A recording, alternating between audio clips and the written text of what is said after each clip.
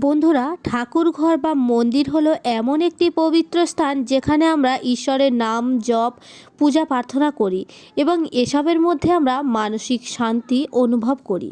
আমাদের সারা দিনটাই কর্মব্যস্ততার মধ্যে দিয়েই কেটে যায়। স্বাভাবিকভাবে নানা রকম চিন্তা ভাবনা আমাদেরকে ঘিরে ফেলে, তাই ঠিকমতো যে ঈশ্বর চিন্তা করব সেই সময়টুকুই আমরা পাই না। শাস্ত্রে বলছে যে শরণং মননং ধ্যানম, অর্থাৎ সবসময় ঈশ্বরের স্মরণ মনন করতে করতে ধ্যান হয়। তাই আমাদের সবসময় কর্মের মধ্যেও ঈশ্বর চিন্তা করতে হবে, কিন্তু আমরা সেইটুকু সময় বের করতে পারি না।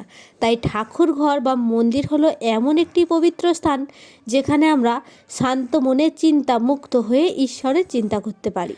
কিন্তু আমরা অনেকেই ঠাকুর ঘরে বা মন্দিরে গিয়েও এইটুকু সময়ও ঠিক মতো ঈশ্বরের চিন্তা ভাবনা করতে পারি না। নানান রকম চিন্তা মাথায় আসে।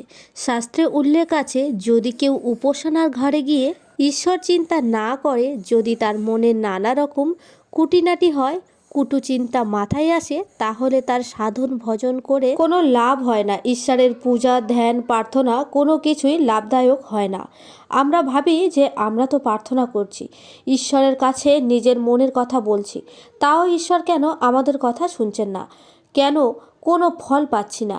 এরকম অবস্থায় অনেকের ঈশ্বরের অস্তিত্বের উপর অবিশ্বাস জন্মায়। এই প্রসঙ্গে শাস্ত্রে উল্লেখ আছে যে মনে মুখে ও লেখনীতে এক না হলে তা ভগবানের কাছে পৌঁছায় না। অর্থাৎ আমাদের মনে এক এবং মুখে আর একরকম হলে কোনো দিনও সেই মনের কথা ভগবানের কাছে পৌঁছায় না।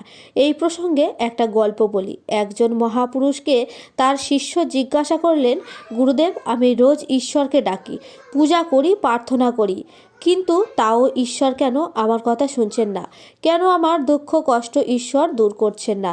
তারপর সেই মহাপুরুষ সেই শিষ্যটিকে বলে, তুমি কতদিন ঈশ্বরকে ডাকতে ডাকতে বালিশ ভিজিয়েছ, অর্থাৎ কতদিন ঈশ্বরের চিন্তা করতে করতে চোখের জলে বালিশ ভিজিয়েছ। এই কথা শুনে শিষ্যটির মাথা নত হয়ে যায়। অর্থাৎ ঈশ্বরের কাছে প্রার্থনা যদি গাঢ় না হয়, তবে সেই প্রার্থনায় কোনো ফলদায়ক হয় না। তাই আমাদের এক মনে ঈশ্বরের কাছে প্রার্থনা করতে হবে এবং সাথে রাখতে হবে নির্ভুল বিশ্বাস এবং ধৈর্য। শাস্ত্রে উল্লেখ আছে যে ঈশ্বরের প্রতি প্রকৃত বিশ্বাস থাকলে অসাধ্য জিনিস অর্থাৎ অসম্ভব জিনিসও সম্ভব হয়।